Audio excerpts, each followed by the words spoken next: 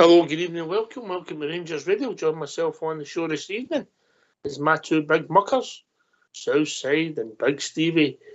Evening, gents. Evening, Ox. Good to be back with my big mucker. Now he's out his sick bed. So looking forward to the show this evening. And good evening to everyone listening on YouTube and Facebook tonight. Well, good evening to Ox. Good evening to the punters listening in tonight. You know what night it is? It's Dream Team Wednesday. Dream Team Wednesday. How about you, Biggin? I think we're going to get a night show sponsored by Calpo, because you were on, no? The doctor didn't even know who I was when it in. But just let me tell you, you find out who your friends are, eh?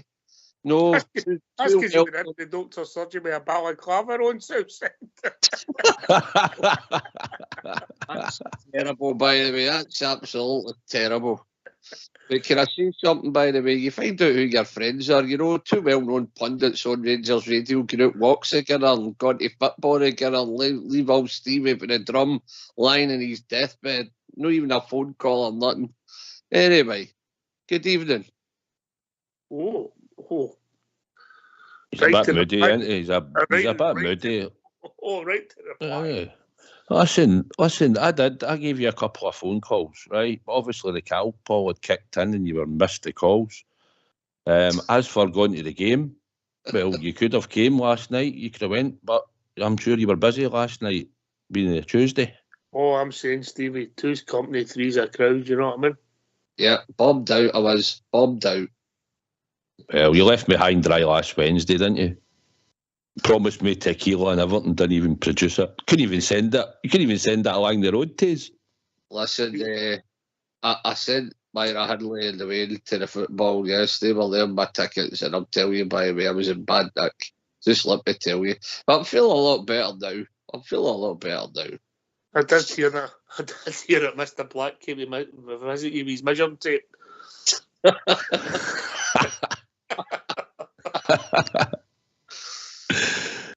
I know you were ill, mate. We don't want to be take the pee, but Southside did say to me, if anything happens to him, you know I'll be too upset to be a pallbearer. Well, I was doing a lot of coughing. Right. I put an extra tenner on his policy I've got for him.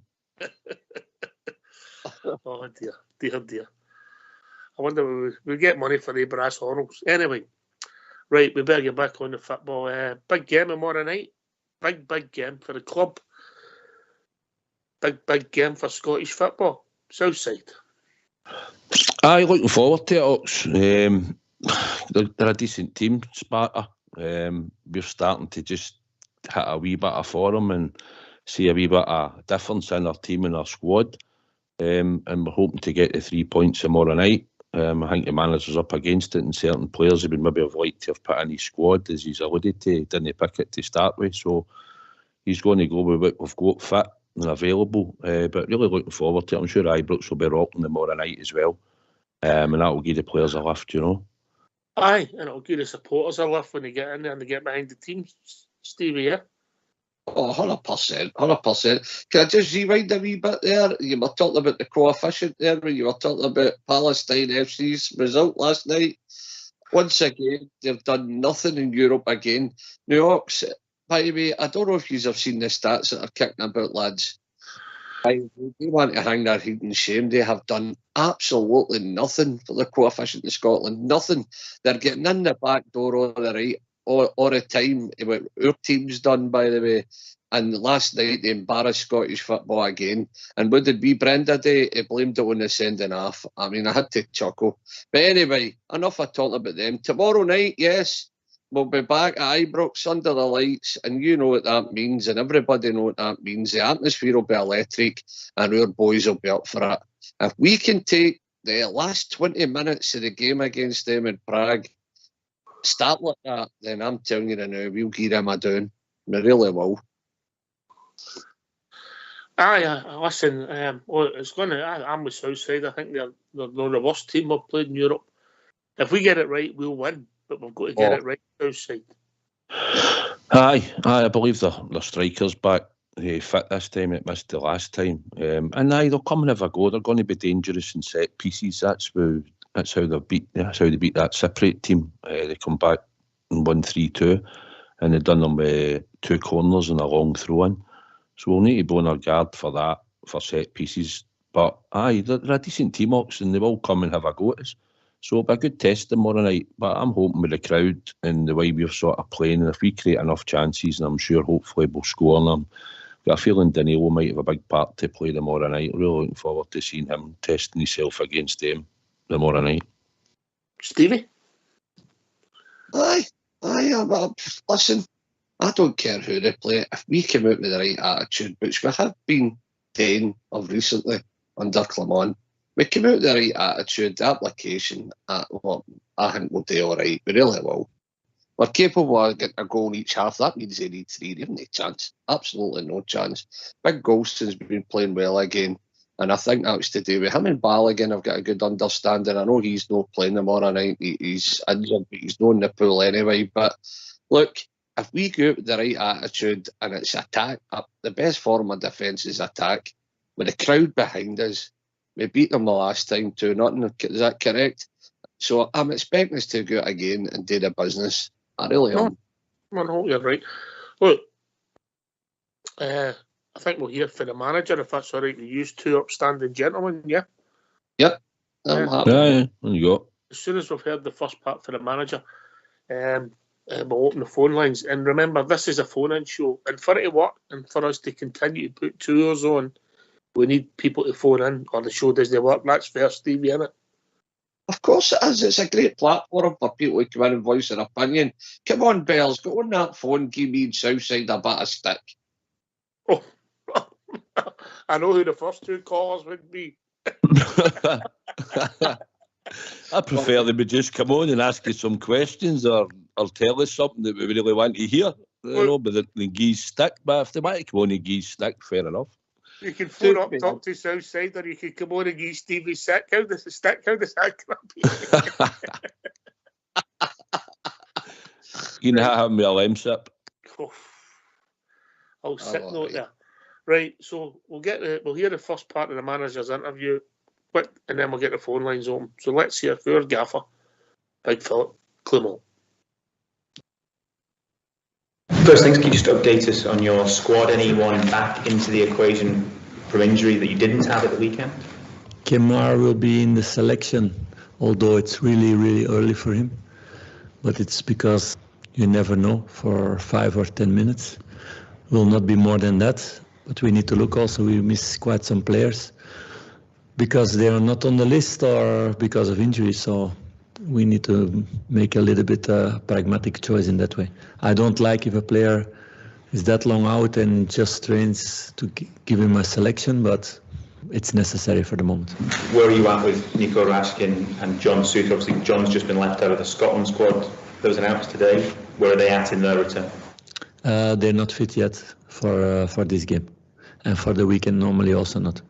No, then you have the break of 2 weeks, and let's hope that at the end of that they can be back training. But of course they missed quite some time, so then we need to rebuild some things. You've spoken quite a lot since you came in about building a connection with the supporters, using the supporters. How much are you looking forward to your first European night at Ibrox and what the fans could give you in these kind of matches? No, I'm looking a lot forward to that. There's been a lot of first moments last couple of weeks, and this is another one. And okay, I've been yesterday also at the Fun Forum. So you feel in every sense, you feel it in the games, you feel it before the games, like when we came in Hampden Park, the atmosphere there. In Dundee, the atmosphere before the game already. There's already a big change in the minds of the supporters, much more positivity.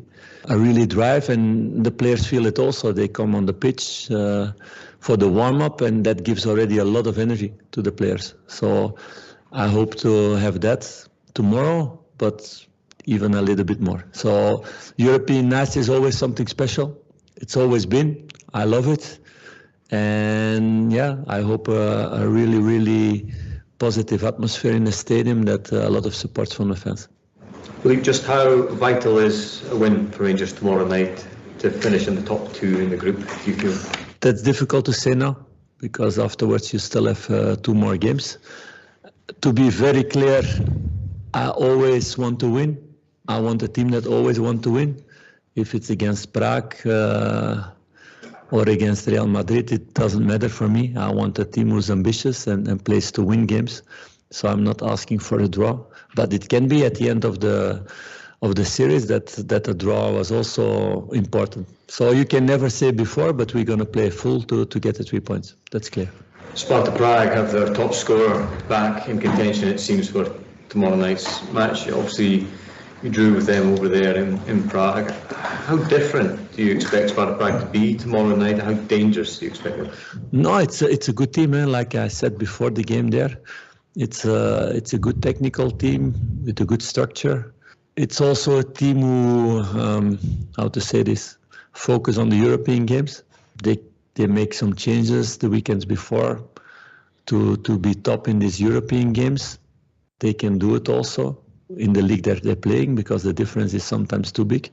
Yeah, and it's a team with a lot of ambition, also with a coach with a lot of ambition that I know really well. So we know it's a tough game, and we need to be really at our highest level to get the 3 points. Just in terms of the players that you have at your disposal, you mentioned a few of them. Are there any others that you don't have? Scott Wright, I think, did he train today? No. No, is he out for tomorrow? He's in serious doubt. It's not sure yet, but it's a serious doubt. And is he the only one that will miss it? Yeah, like you said, John Sutter also not, Nicolas Raskin also not. Rabbi Matondo trained the first time today with the group apart, but he's not ready to be in a selection. Please. I hope to speak more about the fit players, because for the moment I'm always talking about the players who are not fit, but okay. I feel like when you think back to the game in Prague, you obviously, again, difficult circumstances, you had to deploy 3 at the back. When you look at the transformation in the team in such a short period of time, 2 weeks or whatever been, would you say things are ahead of schedule in terms of where you want the players to be? Clearly there's a lot more to come, but do you feel you're ahead of schedule in terms of results, performances? No, because it's too early to say that. There need to be confirmation. Okay, we had a couple of good games and important victories, and also the way the team did it, because that's also important for me. You can get results winning games, but by being lucky. No, we were dominant and we deserved it, really. It was a big difference in expected goals after the game between us and the opponents. So that's the way I want to see the team play, with a lot of braveness, with a lot of aggressivity, with and without the ball. So in that way it's positive, but it's just a start. No, a good team for me is a team that does it for months. And of course there will be then one moment that it's less one game, but then the next game there's directly the reaction. So of course I'm happy how things are going, but I'm not like sitting in the sofa and thinking, okay, now we can let everything loose and the machine will go. I want to create a machine, and I think it's possible with this group to create a machine who goes every time, but we're not there yet.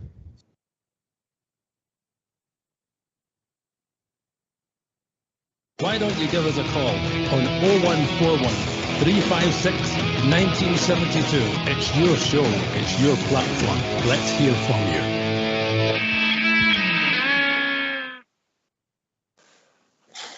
All right, gentlemen, it's like emergency ward 10. Some people back, Roof's back, Matondo's back training. We've got Tom Lawrence just come back, and then bang, Scott Wright, there's times when I'm in-minded, but he's been playing reasonable, particularly in the second half of the weekend. So we can't catch a break. Stevie? No, I'm more interested. I just love the way he talks about winning constantly, win, and that's a mentality. That's what I want to hear from a manager. It doesn't matter who we're playing, whether it's Prague or whether it's Real Madrid, we want to win.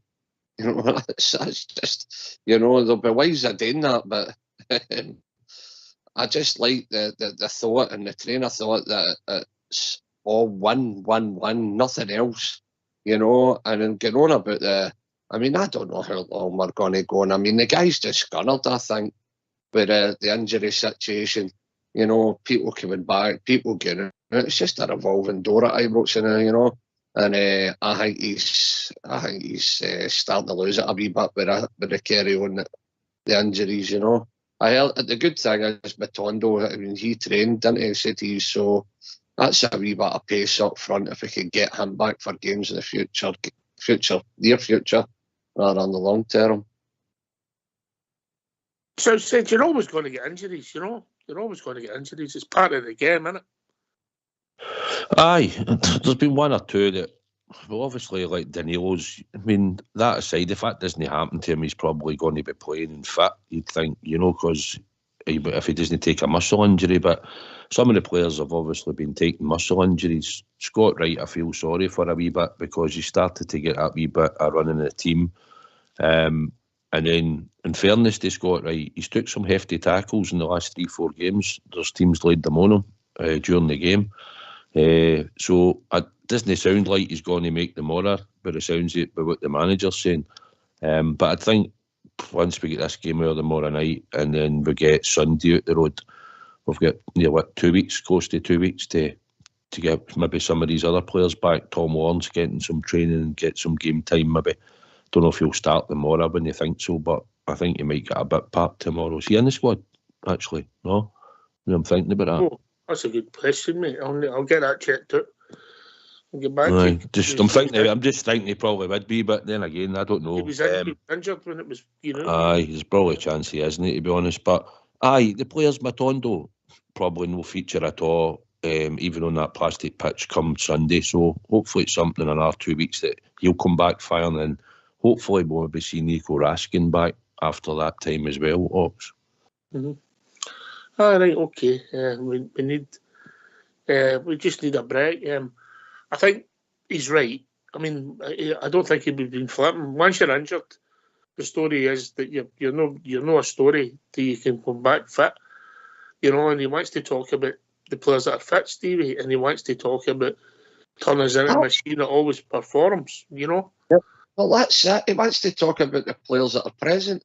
Now, that's to me, as him starting to get impatient with the situation, because not just the amount of injuries we get, it's how long they're out for.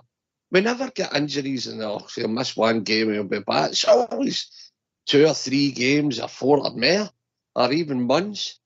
And I think he's starting to lose it a wee bit at the fact that the press are constantly asking him about the ones that are on the air rather than about the game tomorrow night, the players that are playing, you know. So listen, he's nobody's slouch, nobody's muggy-bugging, but he'll get things right. And remember, these players have got to remember, they've got to January to show who wants to really be at this club.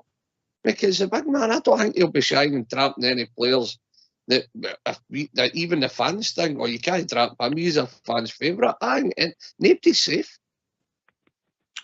Nobody's safe. Nobody's safe. That's the way it should be. That's the way it should be. Listen, we asked for some callers. You beggars can't be choosers. Evening, David. Hello, boys. How are we? Hello, David, boy. How are you? I'm great, guys. Great to hear with Jack and Victor's on, and some eyes are supporting you in the background now. All right, David, bye. How we doing? I'm all right, she's saying. I'm fine. Aye, Merso after last night. I knew all the, well, we're not here to talk about that monkey mob. I was just wanting to put something towards, a wee question towards you guys.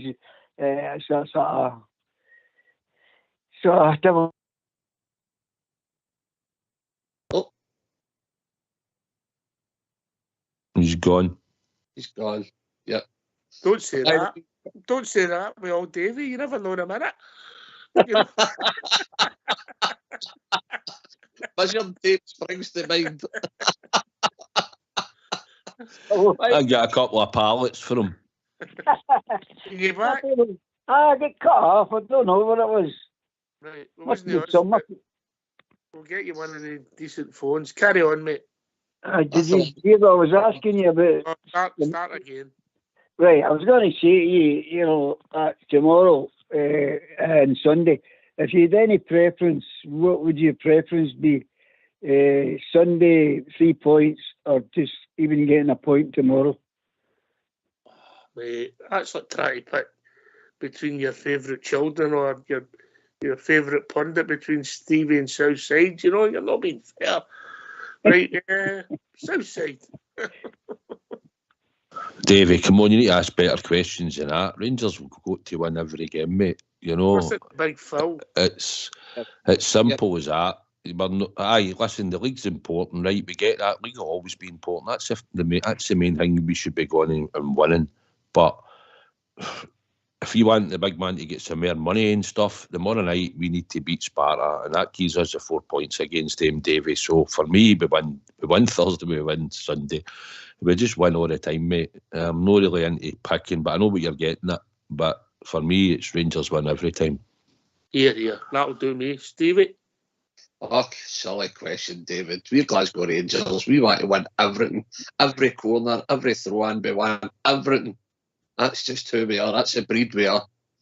And don't be calling me my one man again, Jack and Victor. Okay, that must make you beat the Jake here. I was Keep over. No, that was just a wee sort of question to break the ice tonight, you know. You heard Big Phil. Big Phil said he wants us to be like a machine that always performs. Will you ask Mrs. Old Davey about one of them? You know, Well, but what I was trying to mean is, you know, every time we go to Livingston, it's a struggle. That's why I was pointing out the difference between the two games. Let's get tomorrow night out the road. Oh yeah, definitely. I'm not got any concern about tomorrow night. Been sitting for a week. That's the best question you could come up with. David. Actually, I'm going downhill. Stevie. I've just got to say to David, it's a Lena Martell. It's one game at a time, sweet Jesus. Nah, you're right there. Do you remember her, Lena Martell? Come on now, David. You don't have that. Parties, yes. Oh, very good. Would you like a few bars? Would you like me to sing it? One day at a time, sweet Jesus. Go on, mate. Karaoke.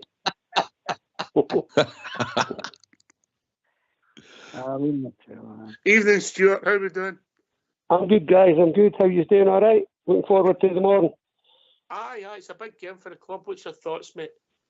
There's a big irony when you hear about Scott Wright. Yeah, I mean, who would have thought 2 months ago would be bemoaning the fact that he's got a wee injury? Yeah, it just shows you how times have changed.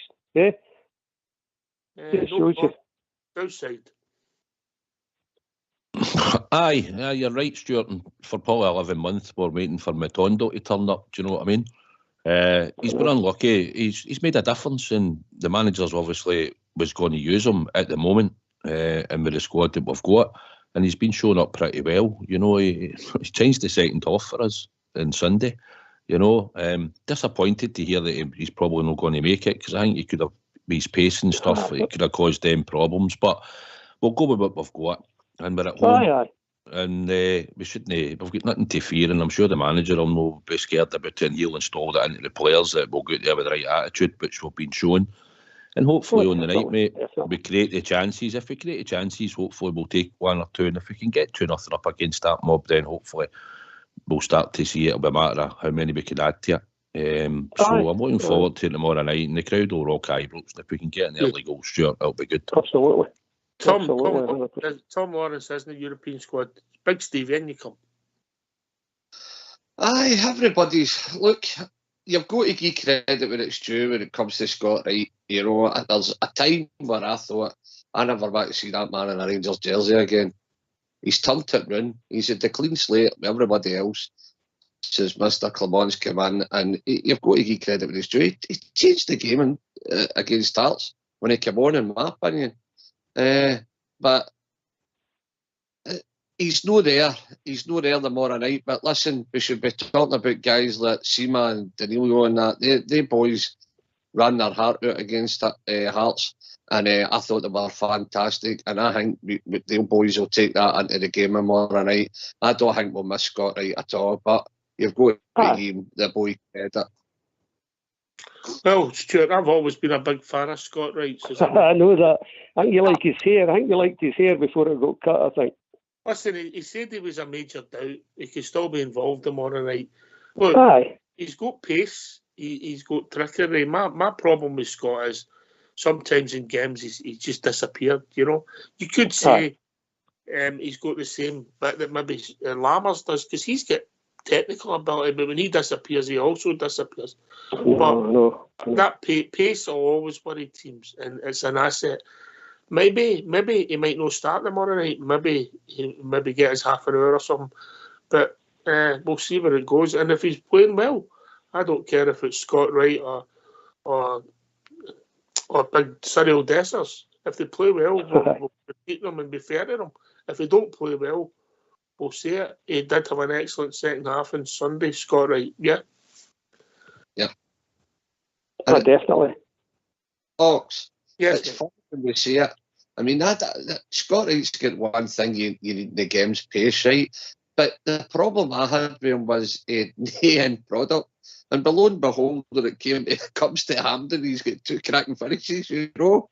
It's just that's football, isn't it? Somebody says, I mean, he wasn't even getting a sniff, and then all of a sudden, now we're disappointed because he's out the team.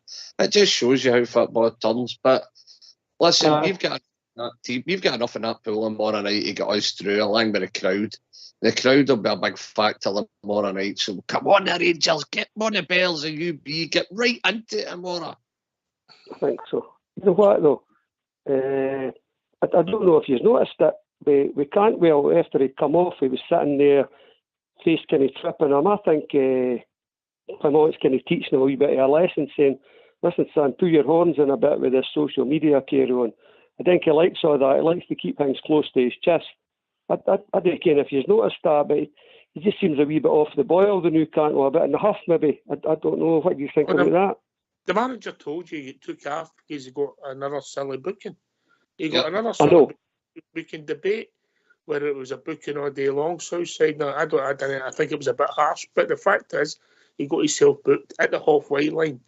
Yeah? So then he becomes a liability because he's likely to do another. So he get took off.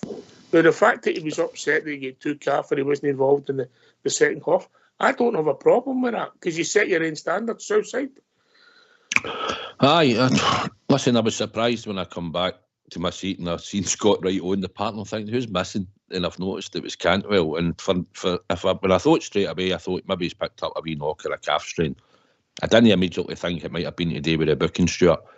But listening to the manager after it and saying there was a couple of reasons, but that was one of them I can understand. And the fact that he brings Scott Wright on and he has that impact in the game, then you can't question it. And if Todd Cantwell's a wee bit huffy about it or just a bit disappointed looking, then so be it. You know, right. I'm not worried. I just want to see 11 Rangers players win. Southside would get criticised if he was sitting there laughing and joking after he came off. I know. Aye. And he's probably that type of player. He wants to get out there and play. After the game as well. You know, after the game, he didn't seem to join in the celebrations to me. He was kind of walking about with shoulder slack. I get what you're saying. I totally agree with what you're saying with the sending off potential because there's a bit of hot heat. But after it, everybody was going about high-fiving, but he just seemed to be... He reminded me of Ryan Kent the last game of the season, what about with his baseball hat on the wrong way. He just had a bit of body language about him that I didn't like. That was all. That's all I was saying. That's all I was saying. Stuart, were you at the game? No, I wasn't at the game. No, I don't mean it. I don't mean it to be bad. I don't mean it like that. But see, at the game, right? He was going about congratulating players, and it might have just been at certain times the cameras maybe panned onto him. But he was certainly joining in with the players, mate. Aye. That's somebody telling us they were in the posh seats at the weekend, Stevie. Not guilty. Stevie. See the Garden, Todd Cantwell, Ox. Remember Dream Team Wednesday last week? We spoke about him and I went, whoa. Wait a wee minute here. Wait a minute. Dream Team last Wednesday, you were in your bed. Oh, sorry. sober. sorry, but remember we were talking about Cantwell, and I said he's a yard slower now. You can see that. And Clement, he took him off because he was on a yellow card, and with him being a yard slow, he could have easily got another yellow card. So, and Southside. Stuart, wait till you hear your name before we bring you in, all right? Sorry, buddy. If you struggle, just write Stuart in the back of your horn so you remember, all right? Aye, okay. I'll start a bit selective, my move. No bother. Carry on, Stevie. Aye, no, Stuart, he's definitely Clement done the right thing. He's a wee bit yard off it now for me, Cantwell, you know, and he took it off, and Scott Wright took his chance. He turned the game for me, but Southside's totally right. Cantwell did come on, and it was being part of the celebrations at the end of it. You know the old telly, you know the old propaganda stunt, you know, that they could pull. But anyway, the bottom line for me was the manager was right in my eyes, because on a yellow card, yard slow, there's a good possibility you're going to get for a 50-50 and not make it. No, so he done the right thing in my eyes. But listen, you want your players to sit on the bench and be raging. If they're sitting on the bench with their feet up, laughing and joking, then is that the right attitude? I wouldn't think so. No, Glasgow Rangers, it's no. I want Todd Cantwell to be raging, and I want the boy to have the right attitude and the right, he get angry. So he comes on Europe here tomorrow night or whatever, and he can get right in about it, take his anger out and show Clement what he's made of, then make a wee statement. That's what you're wanting, innit? Right, Stuart, in you come then, old Davy. Aye, no, I think the way Clement's handling it is absolutely 100% right. When he went off, I totally agreed with it, because I know he would maybe be a year slow or whatever, but I think he'll improve him. I mean, Todd Cantwell's a good player. He's blown a bit hot and cold anew, and I think he likes to be kind of the top dogs in the team, and that's a good thing. It breeds confidence in him, and I like that about the boy. I hope he is playing the morning for the very start, because I think the wee bit on the sidelines, and Clement's a bit different to Beale. Beale's YB's pal and things like that. He's got maybe a bit more authority on him, this guy. So it'll improve him. He'll improve all the players. I've no doubt about it. Absolutely no doubt. Even Dessers, Lammers, he's improved Lammers a wee bit. Some will improve a wee bit quicker than others. I like the Cantwell. I want them all to be successful. I want Cantwell to play the morning in the Lammers role, and then how they fit the other players round about that, I don't know. But I'm happy with the way things is going. I'm not criticising the guy too much, but I'm being disappointed sitting there with the face a wee bit thingy, thinking I maybe know the superstar that I'm wanting to be here. I've got to prove it, and to prove it, he's got to score goals, and he's got to make goals, and he's just got to make progress, because it's not the finished article yet. It really is not. Davey? Nah, I don't agree with what Stuart's talking about there at all. I think he's climbing up the rank tree there. That boy's 100% for Rangers. And I don't think social media get any day with it at all. That's just a load of nonsense, but that's just what happens when you start getting involved in that. Cantwell's 110% with Rangers. If he doesn't want to, if he wants to sit there and look like that, that's his prerogative. That doesn't mean he's not with the team. You can't say that. You can't even think that. I don't think that's just my opinion, guys. I think what Davy's saying is you maybe overread it, Stuart. But it's all about opinions, mate. All about opinions. Aye, all about opinions. What about the rest of the team? I'll ask you this, Stuart. Does Cantwell start tomorrow night? Absolutely, 100%. Right, okay. Listen, I get some of the stuff that Stuart says, but I'm in the Stevie camp. I want my players to get took off because they weren't performing, or it's tactics. I want them to be upset. I don't want them laughing and joking outside any player. Aye, listen, Clement is going to do the best for the team if what he sees fit. He's came back, he's had some game time. Listen, Todd Cantwell's not had many good games since he's came back. He's been involved in a couple of things, but he's not been anywhere near what we were hoping he would be. But the manager will find a position going forward for him, whether it will be in the number 10 or whether it will be just off to try and get us up the park, get on the ball. Where would you play him?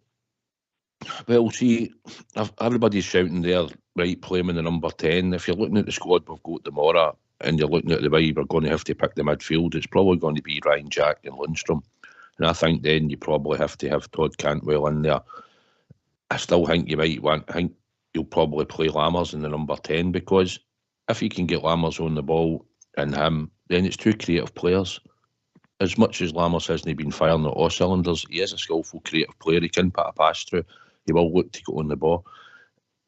Todd Cantwell, if you move him up there, then who's going to take you up the park for the midfield when you give somebody the ball? John Lundstrom, then you're leaving yourself a bit exposed with Ryan Jack, unless you're maybe going to try and bring Cifuentes in, but he's not got enough game time. So we need players that are going to work hard and do whatever Clement wants us to do tomorrow night. So he's going to pick the players with the most fitness levels in them. So you always want to try and have at least two ball players on the park. Maybe and Tom Lawrence haven't got enough fitness either, or he would have been a shoe-in maybe, So we've got to look at what we've got tomorrow, and I think Lammers and Cantwell will play tomorrow night. Stevie?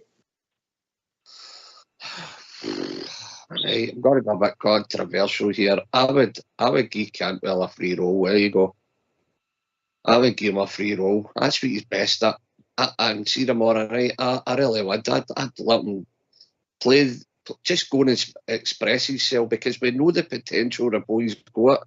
And I emphasise potential at the unders, because I'm one of the guys that can't see what other people are seeing now. That I've seen glimpses of Todd Cantwell in games, and I went, wow, pulling the ball out the air, making that pass at Ibrox that nobody else seen.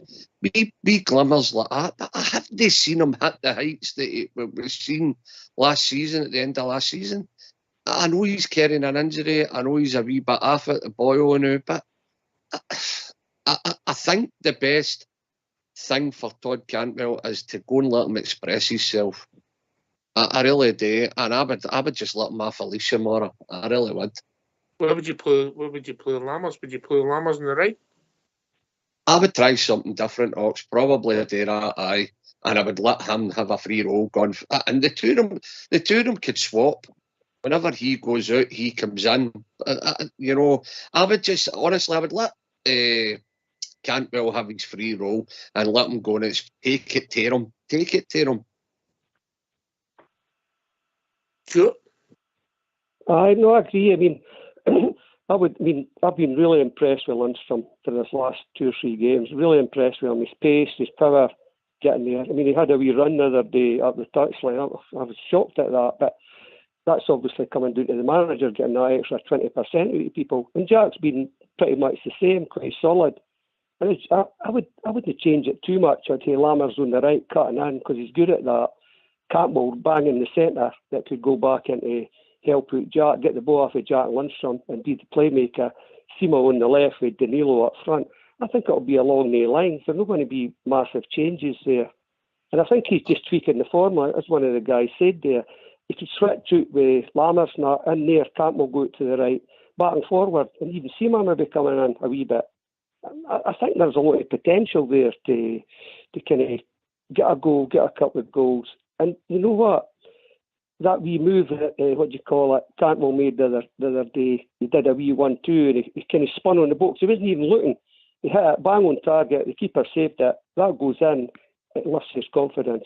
So he's a kind of goal away if he can raise his confidence levels another 20%. And once he gets that, he could maintain his fitness gets a wee bit better after this kind of international break. I think he'll be rolling, I really do. And I've got a lot of confidence in him, I really have. Although I'm critical of him a wee bit, I still think he's a great player, and I think he'll be good going forward. I really do. Cheers, mate. We'll be joined by Alex Fisher. Evening, Alex. Good evening, Ox here. Good evening, Stevie. Southside. Who else is there? Stuart Avey and is it Stuart? Aye. Oh, good evening, everybody. How we doing, lads? All right? Great. Good to hear you, big man. Good stuff. Basically, I'm very pleased the way the team's playing at the moment. Last couple of weeks has been obviously a joy for us all. I thoroughly enjoyed the semi-final there. I've got to say it was fantastic in there. And a big shout out to the magnificent Rangers support again, because that just proves what we're all about. and especially we put a winning team in the park. And I'm really looking forward to getting in there tomorrow night also. And all credit to Mr. Clement. It's a breath of fresh air just listening to the guy. And you can tell the players have just bought into his way. Is that pleased you or frustrated you that the same personnel are performing better, Alex? Well, that's the thing about Ox there.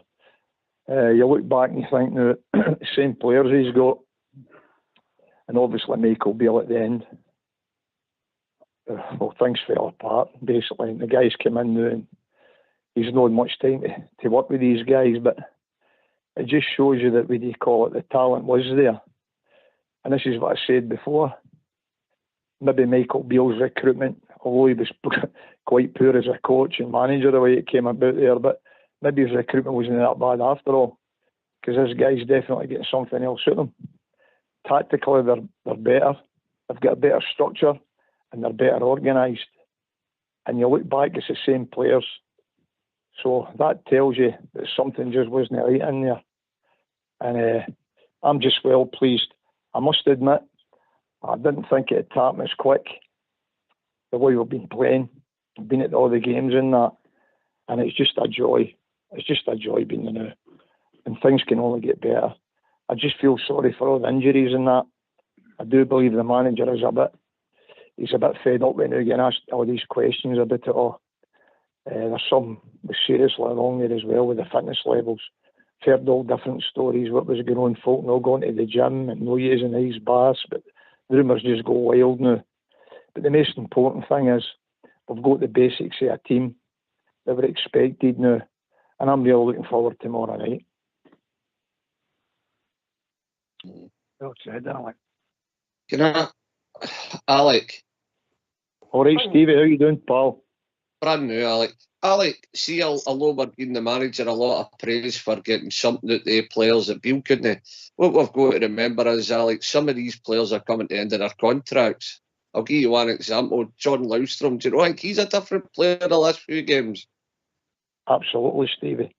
Do you think that could be what's on his mind? His contract's coming at an end. Well, this is the thing about it. You find out these players, they just end up getting to another level. That was a good point when they come to the end of their contracts. We've got to beware now, and you've got to just work it out. Big Bonner, his contract's up as well. I'll be very surprised if he gets renewed. Ryan Jacks, obviously, on his last legs as well. Kmart Ruth, well, you heard the report on that today, and that he's just injury prone, and the guys look back in his history for Leeds United. This is not just new to him. He's already looked into the fitness levels of Ruth. These guys will definitely get moved on. The one guy, I must admit, it's took me by storm. I've never been a great lover of him. He managed to play, we were all there in Seville in the European final with Scott Wright. I thought he'd have been a long time out the door. He was out in Turkey there. For some reason, he never signed on the deal. And there you see what happened on Sunday. We're all at the game. And what I'm going to say is, 5 weeks ago or 6 weeks ago, if that stuff was there, if Cantwell had been took off the park, there'd have been a total, absolute riot at Ibrox. And you know yourself, and we're at that game in, what do you call it, Sunday, and nobody really blinked an eyelid. We're just a bit surprised to come on. But that just shows you this guy's getting alliance to any of these players. He's come in here, tunnel vision with them all. He's come in here to see exactly what he needs and what he wants. And see if any players not doing it. This guy, make no mistake about it, he'll not belong in changing it. And that's a good thing about it. For once, it looks like we've got ourselves a right manager now. Somebody to start at a Rangers football club. You see the way he presents himself and the way he's on the touchline. No matter how they're playing, he's still encouraging them. And it's wonderful the Rangers support now that we've got something that we've been lacking for quite a long time now. What is that something we're lacking then? What was something we're lacking? Is it something? A proper manager. Manager. Discipline, tactical knowledge. Well, that's it. That covers the full lot. Somebody in there, discipline to look up to. Michael Beale, as he went back, knew a lot of the players before. To me, that is just That's a bit like John Gregan when he was there, when he was a player and he made up into the manager. Next thing, a lot of people couldn't grasp it. And this is the same thing. This guy's come in, open mind. The guy could have went anywhere by all accounts. He heard it. He could have went to Saudi or where he was. It's not for the money.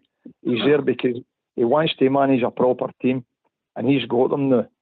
And whether it were there 2-3 years with him, and he moves on. But the thing is, to me, we've got the right deal now. Right, okay, I'll tell you what we'll do. Southside, we'll hear the second part. If Philip come on, then we'll come back round to the boys. That sounds like a plan. Aye, on we go. If you don't mind on the phones, getting yourself on mute, we'll hear the second part of Philip Clement's interview, and then we'll come back and discuss it with you. Cheers. You said after Sunday, even after Sunday, that you were still in your observation period. When does that end and it goes into the building period or the kind of the confirmation period? I think we're also in a building period. It's not we're not only been observing and just looking on the side what's going on. That's never been the case. It was from the first start also building, but I don't. For a moment, in all the circumstances, that I mean with observation.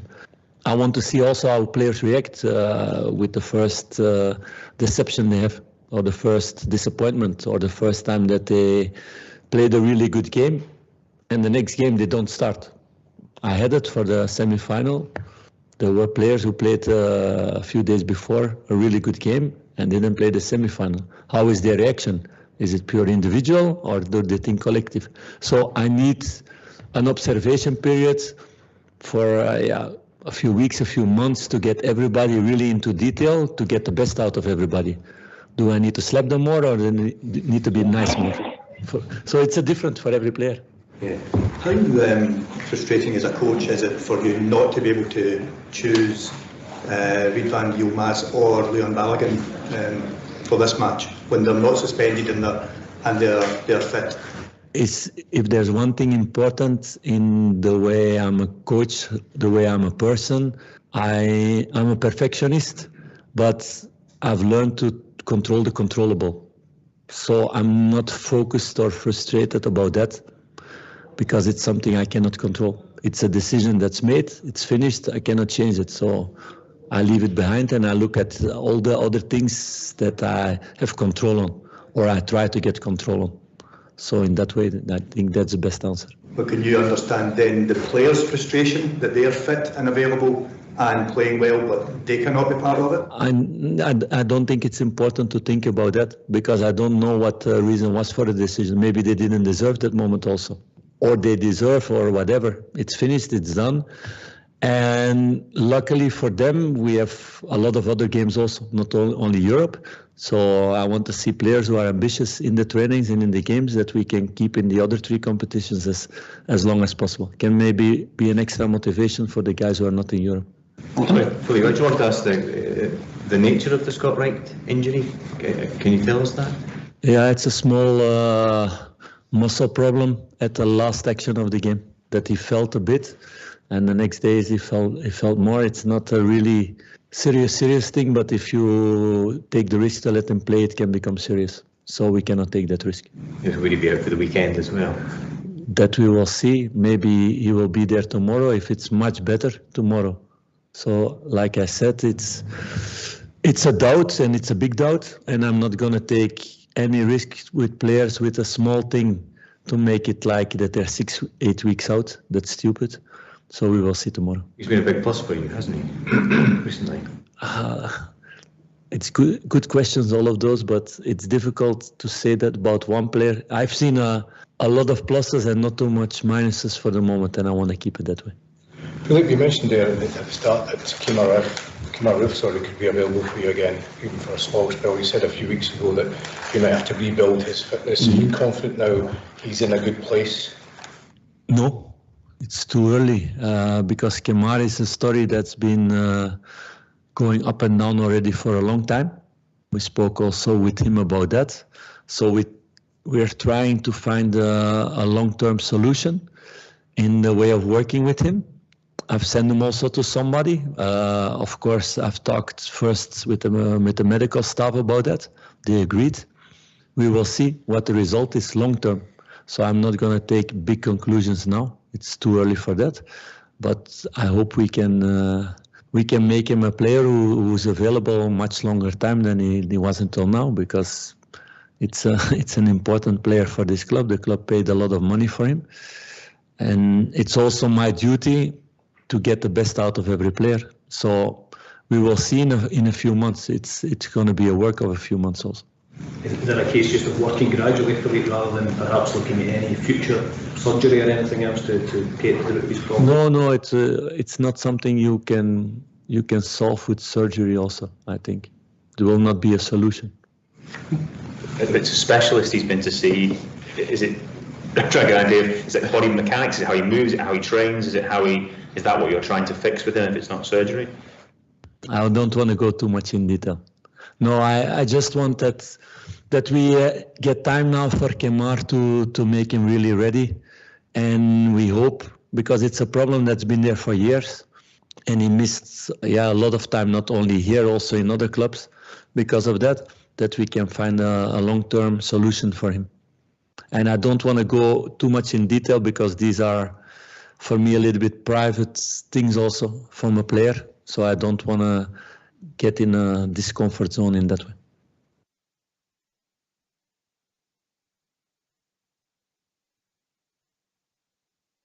Right, well, thanks for that. He's a top man, and obviously Kemar Roof could be on the bench tomorrow night. I think that's a major shock, Susie. Aye, it certainly is. For the length of time he's got in his contract, I dare say we'll try and get him on the park as much as we can, but he's just been plagued by whatever injuries he's picked up throughout his career, and I know he's played some amount of game time. They done decent return in the 55 season, that they've not had their money's worth out of Kemar Roof in any way, shape or form. So, but as for the rest of them go, mate, I think he's going to get on top of the injuries, and I think once we get them all back, and they're all back after a period of time, I think he'll keep in top of it. And I think if he gets the squad ticking with the medical team the way it should, then hopefully we'll pick up less injuries going forward. Stevie? Kemar Roof. Listen, Glasgow Rangers. Kemar Roof owns Glasgow Rangers big time. I would love to see him signing off with maybe a goal at Parkhead in the last minute or something and gear us something back, because Kemar Roof owns us big time, mate. He's a great player when he's fit, but he's no good to Glasgow Rangers. He's injury prone. He's made a wee mix. It's as plain as simple as that. Guys like him, Borna, Ryan Jack, I'll be disappointed when their contracts run out if they're still there. I'll be disappointed, Ox.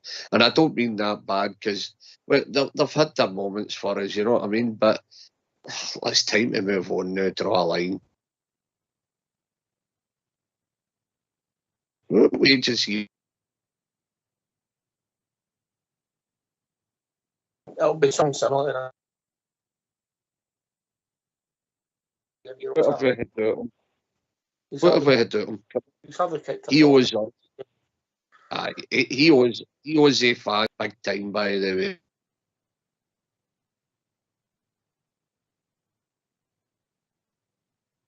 Maybe on the part, mate. He's not good to name to. He's really not good to name to on the treatment table all the time. I mean, he falls at Hampden on a wet rainy day and he's out with his side and all that. Just, you could go on all night about it. I want guys with heart and determination, mate. I don't want good football players that can't play for us. I want young boys that have got fire in their belly and want to play for that badge. I'm sorry, guys like Kemar Roof's time's over. It'll be interesting to see how it pans out. I don't think he'll be getting rewarded for a new contract, but obviously the guy knows he's got a responsibility being a manager. And I like, Everton try and get players fit where possible. That's part of his remit, isn't it? Exactly, Oxford, but I'm going to agree with Stevie.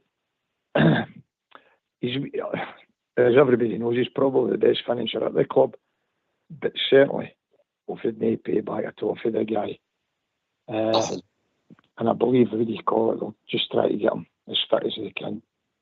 And I honestly think they'll all be off the end of their contracts. You just can't keep keeping the same guys and going back through the same thing again. We've got a nucleus now, a good team, and once we get fresh blood into the team as well, and that'll take it. As far as I'm concerned, my opinion, it'll take us to the level we want to be at. They're already call it heroes in that. We can debate who we like and who we didn't like, but you've said it umpteen times. Sands of times waits at no man. It's just the exact same. And this is us now. This guy is going to come in. Who I see it, I might be wrong, but I think he'll come in here and he'll have 2 or 3 players of his own that he's wanting to bring in to take the team to kind of standards he's looking for. Everything looks quite bright at the moment. As I said before, it's been a breath of fresh air, and I'm just well pleased now the way it's come. December is going to be a big month for us as well. I know it's a game at a time and that, but if we get up to the break there at the international break or the 2-week break or what it is, and if we're still there and win about, we've won all our games, that gives us a chance to regroup again and try and get these players that's slightly unfit, is what you're hearing, and that could push us on again up to the January. I'm really pleased with it. As I said before, the game on Sunday there, that was Rangers that were looking for a semi-final. We've been in there many times and came out and how down we've been, and that gave us all a lift. And it was great to see wee kids there with their parents and that, you know, just a joy going in there. Wee kids up on the shoulders just in front of us. That's wee kids being at Hampden and seeing a semi-final and seeing a Rangers team winning. And the next stop, Alec. Trophy. Hello? Yep. Alec, how bad is Hampden for a national stadium? How bad is it, man? You've heard me before about it. It's an absolute doss house, and there's no getting away with it, man. Every bit of it, even going down, walking down Cathcart Road, doing it in it, you're getting stopped with the police. They don't know what they're doing. You walk down to the turnstiles and you see, honest to God, and then you get in, absolute mess where you're walking about. They've talked about a national stadium. I could go on about snack bars, a full lot. You've seen it. Then you walk down. You're so far away from the ground. It's unbelievable.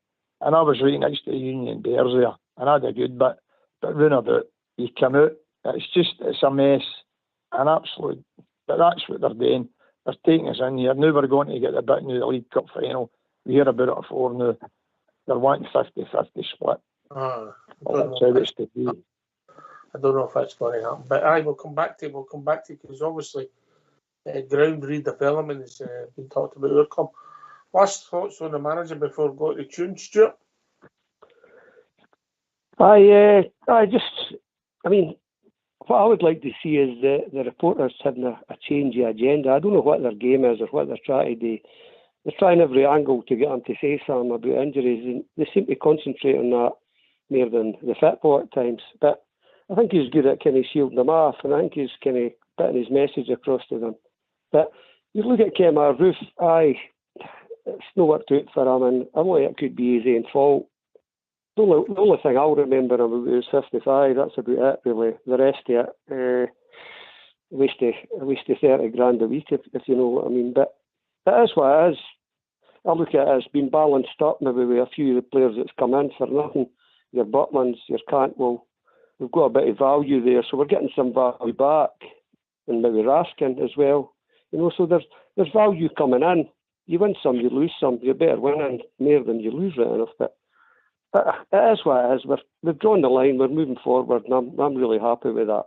Look, I'm going to scoot away, guys, to let other folk phone in. So as you say, it's a phone-in show. So I hope all these 150 folk that's listening get their phones on the go. Mate, that's only one thread. We'll get people in. I know. That's what I'm saying. My wee thread. That's what I mean. There's maybe 150 folk waiting. I don't know what it is. I can't see it on my phone. But anyway, look, thanks for taking my call, guys, and much appreciated. Cheers, Stuart. Speak to you soon, mate. Cheers, then. Cheers. Cheers, Stuart. Last word before we go to the tune. Old Davy, the Silver Fox.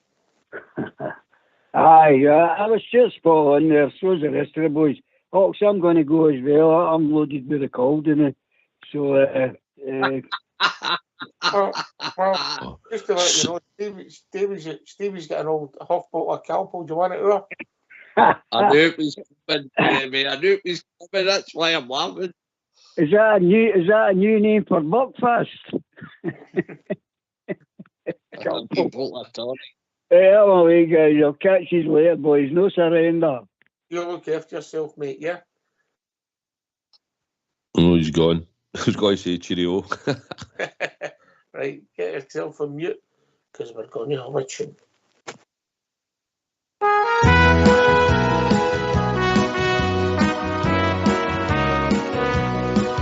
I close my eyes and picture the lovely Ibrox scene. I never even think about the 40 shades of green. The lads that I will sing about, King William's chosen few, are a credit to our loyal club in their shirts of royal blue. Think that I can see again Davy Wilson on the wing, Miller, Brand and Henderson, for praises we did sing.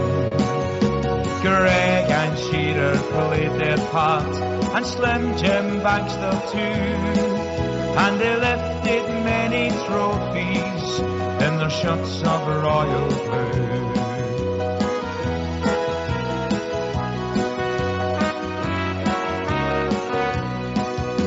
The Hibs, the Hearts, the Celtic, the two teams in Dundee, and the Northern Lights of Aberdeen don't mean that much to me. And other teams throughout the land have supporters, just a few, but the team we love is Rangers in the shirts of royal blue. Think that I can see again Davy Wilson on the wing, Miller, Brand and Henderson, the praises we did sing. Greg and Shearer played their part, and Slim Jim Baxter too, and they lifted many trophies in their shirts of royal blue. And they lifted many trophies in their shirts of royal blue. And lifted many trophies in their shirts of royal blue.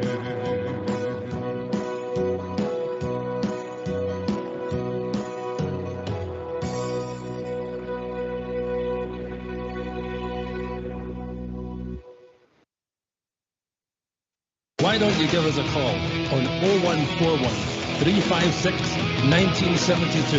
It's your show, it's your platform. Let's hear from you.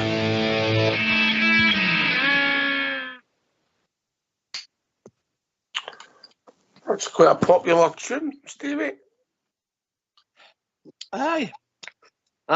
Better believe it. I can play it with a D. D, D, D, D. Right. Southside, you back with us? Yes. Heard that tune many a time. Yes. Good folk song. Yes, you with us, Alex, still, mate? I'm still here, Ox, here. Thank you. Good man. Listen, I want to ask you, Alex. You coming in, Stevie? Oh. Aye. Ox, can I just say, I asked Alec about Hampden there, a full of tune. Aye. My experience of Hampden is murder to get parked, murder to get in, and then, by the way, I don't know why they sell it to bells, by the way, because I bought a hot dog instead of my traditional pie, and it was like a truncheon. I'm telling you now, they really need to look at that as a national stadium. It's an absolute disgrace. You're miles away from the party, you need binoculars and everything. It's just a dump of a place.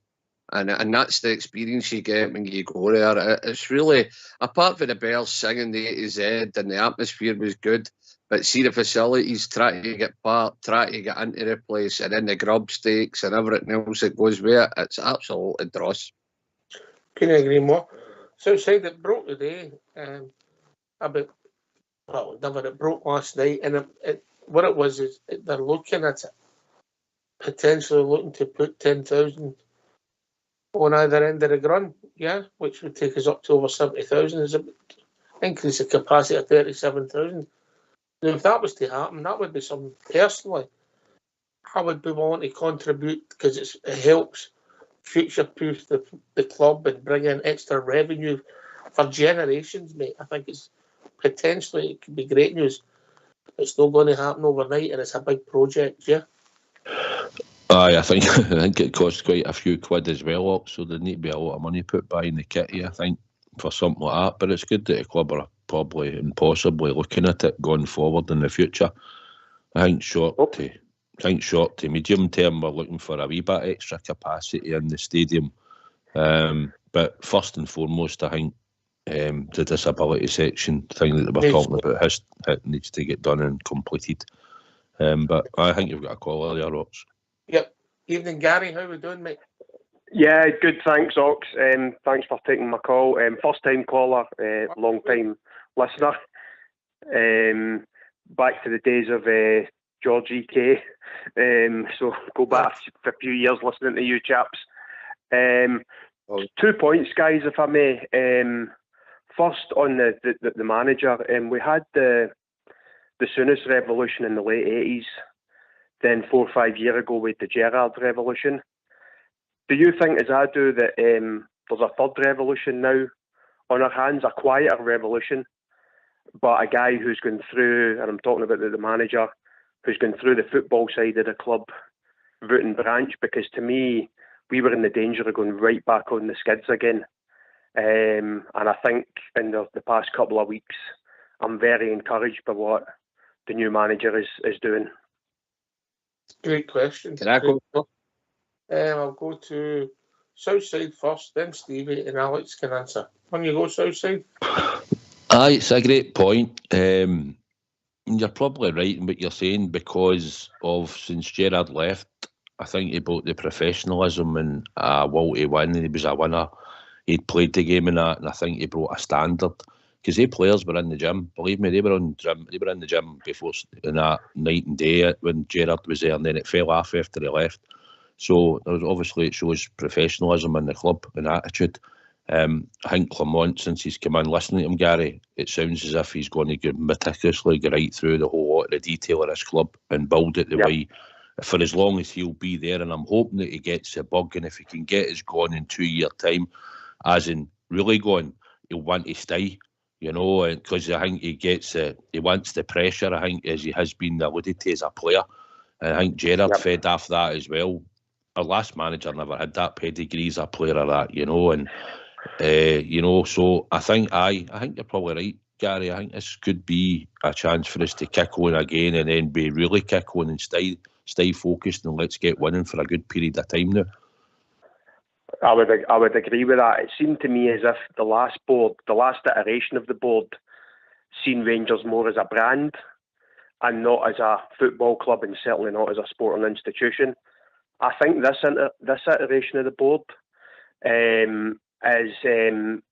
maybe saw that initially, but I get the impression that Bennett and Bisgrove, they're guys who, they may make a mistake, but I think they learn from their mistakes.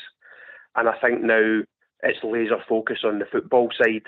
It's great the off the park the stuff they've done with the Edmondson House and the improvements to the stadium, etc., etc. But now I think all focus is now turned to the football side, and I think Clement is really driving that. So as I said, I'm incredibly encouraged by the guy. As you say, Southside a few times, mate. You could tell from his first press conference, he's not a guy who's going to stand for any nonsense. And I think that's what a lot of these players have been needing, and we've seen it. You know, the transformation. All right, it's early days, but the transformation has been quite startling. You're not going to last on here, Gary. You talk too much sense, David. And then you pass it to me. Well done. You're talking about a third revolution. You're talking about Souness, and then you're talking about Stevie Gerrard. So you managed to call Mr. Clement William the third revolution. So listen, I think he could be right. He talks about standards, doesn't he? He's talking about all the right things, winning, standards. Listen, I just think he's a total and utter winner, and he's not going to put up with anybody's dross.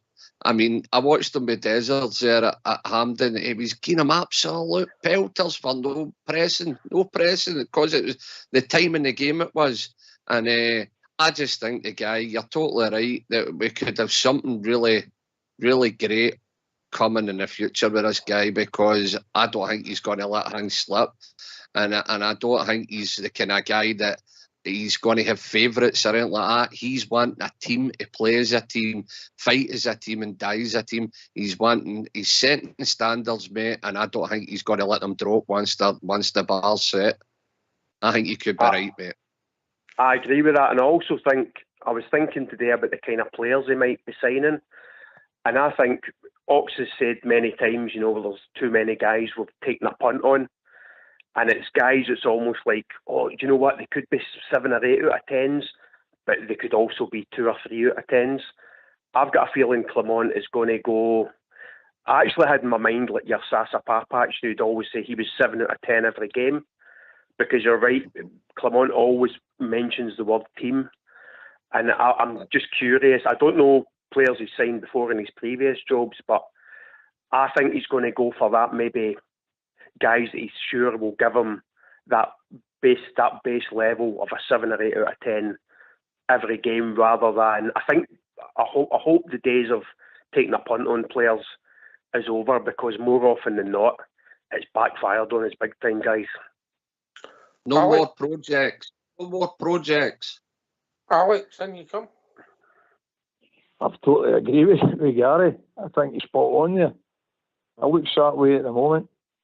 The guys you mentioned before, Souness, Gerrard, 2 professionals. The thing is with the manager before we had, he took the punt on him, thinking he was a real thing with the Stevie Gerrard thing, and it's backfired big time.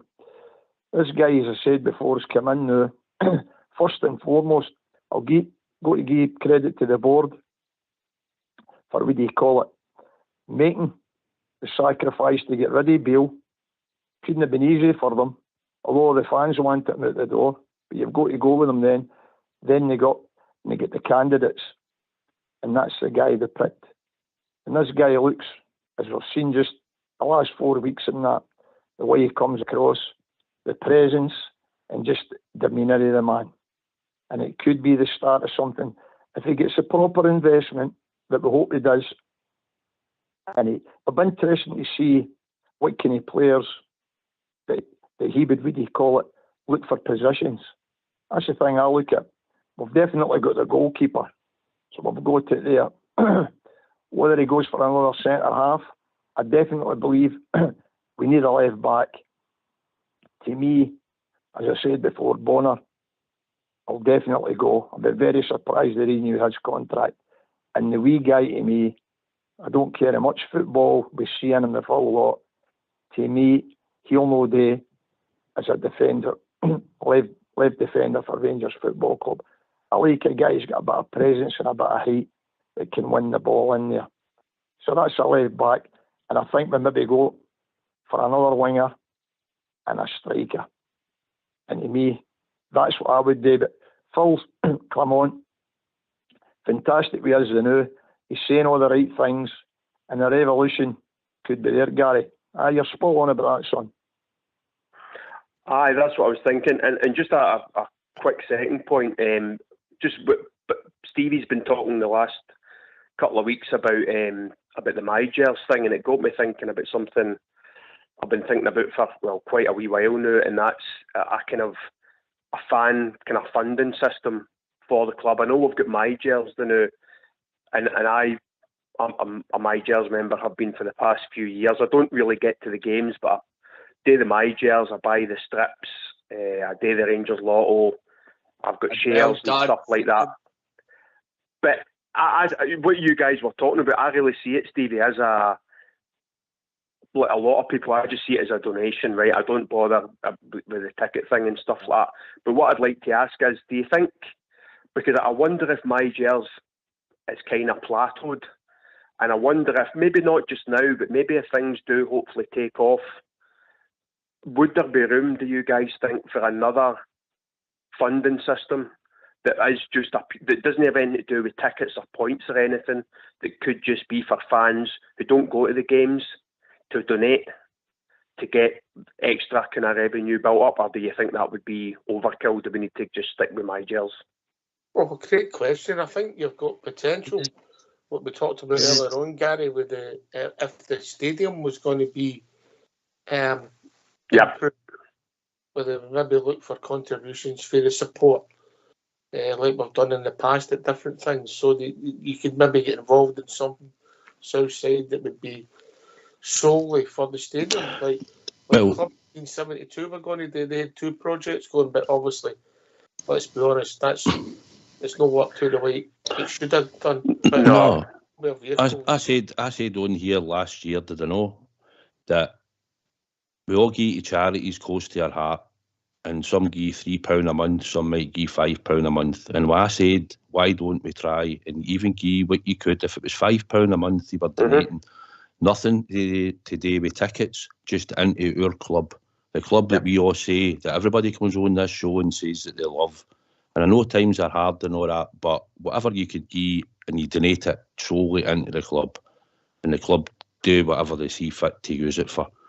And you think how many supporters we've got worldwide, you know, and how much money we could generate. The My Jers thing is another thing because it involves the tickets, and that's the issue. But even at that, Rangers should still be able to build a membership scheme up where we should have easy 150 to 200,000 supporters in My Jers. And like you say, tickets don't always really matter to certain people. We've got Big Alfie Australia on here, and me and Stevie talked about it, and he said he was going to go and buy his My Jers. He done it, Nick. He done it. Aye, he done it. So there you go, and that's what we're saying. Even if for people it doesn't matter, it can't get to the games. If it's a club you love, and I know it's 40 quid or 50 quid if you're not a season ticket holder a year, but so if you started off with like a charity idea, like you're saying, and it was even £3 a month you had to donate into the club, then for the amount of supporters we've got worldwide, we should be right all about that, you know.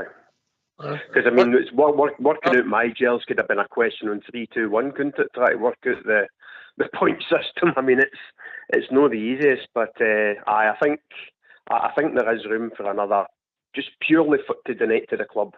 And I think once we get to slightly better times, why not, mate? Why not? Why don't you start it tomorrow? All donations to Big Stevie Kerry Rangers Radio. I think that'll work big. Aye. Listen, My Jers is a great thing. You've heard me hampering and banging on about it. We managed to get James from Tennessee to sign up. One side of the planet, and Big Al on the other side of the planet. He signed up. Now, you think of the support we've got, it's unbelievable worldwide. Now, all these people, as Southside, my wingman explained it all beautifully there. We all give to charities. It's a donation to the football club that we all say we love. We all say we love. Thousands of people come on this show per year and say they love this club. Well, give them the donation. You get a lovely wee gift for your wains or whatever, and feel part of the club, no matter what corner of the globe you stay. My God, we've got supporters clubs in Vietnam, the Vietnam Loyal, and Australia, South Africa, all the world, the Rangers families worldwide. Can you imagine if we all put that 30 buyers in? And now that we've got a manager that knows what he's doing, and you're talking about the start of the glorious revolution, let's start it tonight on Rangers Radio, and a great platform to do it on, a free great platform to do it on. Absolutely. I make a plea to every Rangers Radio listener and every bear out there. You know my club's hated for the highest to the lowest, and everything here. All that blue jersey on. You know where we stand. We're hated the top to the bottom. Let's hit them where it's hard. Put your money into your wee club. Get it going and give Clement every bit of energy. Give them it. Give them it, man, and feel part of the club and do it through platforms like this. Don't listen to the outside noise. Go into all these Rangers supporters platforms. This is the best one in my eyes. I'm privileged and pleasure to be part of it. But what a good call you've been tonight. What a breath of fresh air you've been tonight. You and Manfred, wish you Alex, wish you on that. You boys, old Davey and that. Blue Roses, get your money in. You forgot one important string to your boy. You forgot about your favourite pop group for South Korea, mate. Oh, so we did, aye. The lassies that thought it was the Dallas Cowboys. The Rangers. Aye, fair play to Bomber. Like, he handled that quite well, I thought, when I saw the clip. By the way, you've got to doff your hat to, I think it was Stuart Bisgrove. That was quick. Southside, wasn't it? That was quick, yeah. Sorry, what would you say there? I missed that. I got a text in saying, is that Big Stevie wanting us to chip in another 30 quid and tap on my chairs?